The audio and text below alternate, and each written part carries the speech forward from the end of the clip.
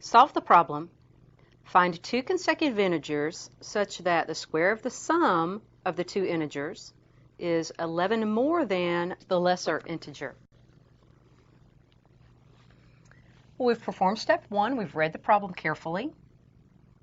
Now going on to step 2, let's define our variables. Let's let x equal the first integer and then x plus 1 be the next consecutive integer, or the second integer. Now for step 3, we'd like to write an equation, and we'll use the fact that we're given that the square of the sum of the two integers is 11 more than the lesser integer. So the square of the sum of these integers, let's sum them, x plus 1, and then square it, giving the square of the sum, is or is equal to 11 more than the lesser integer, which is identified as x.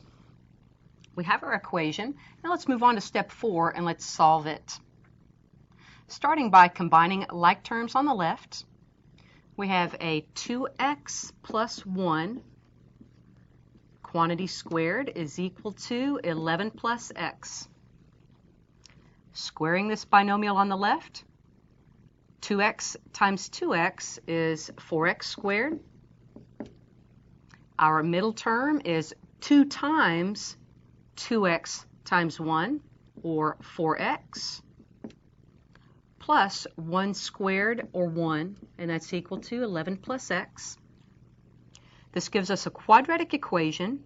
Let's put it in standard form by moving things to the left and setting everything on the left equal to 0. We have a 4x squared term. Let's subtract x from both sides to give a positive 3x on the left.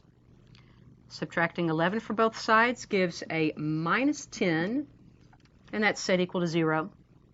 Now we'll factor using trial and error. Factors of 4x squared that will work are 4x and x.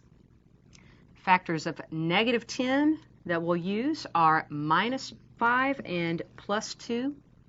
Quickly checking, negative 5x plus 8x gives the middle term 3x.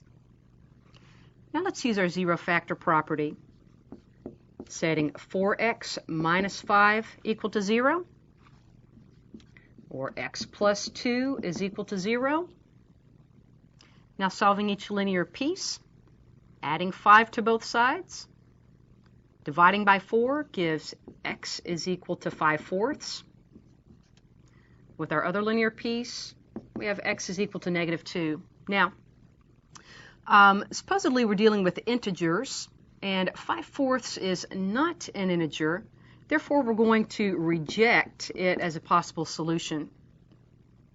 Now, negative 2 is an integer, and if x is negative 2, then the next consecutive integer, x plus 1, is negative 2 plus 1, or negative 1. So our answer is the two integers, negative 2 and negative 1.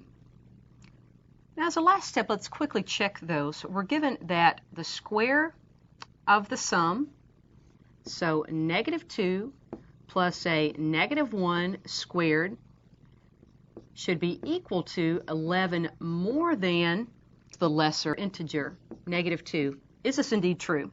In other words, is negative 3 squared, or 9, equal to 9? Yes, that's a true statement. Things check out. So we can say that our correct answer then is the integers negative 2 and negative 1.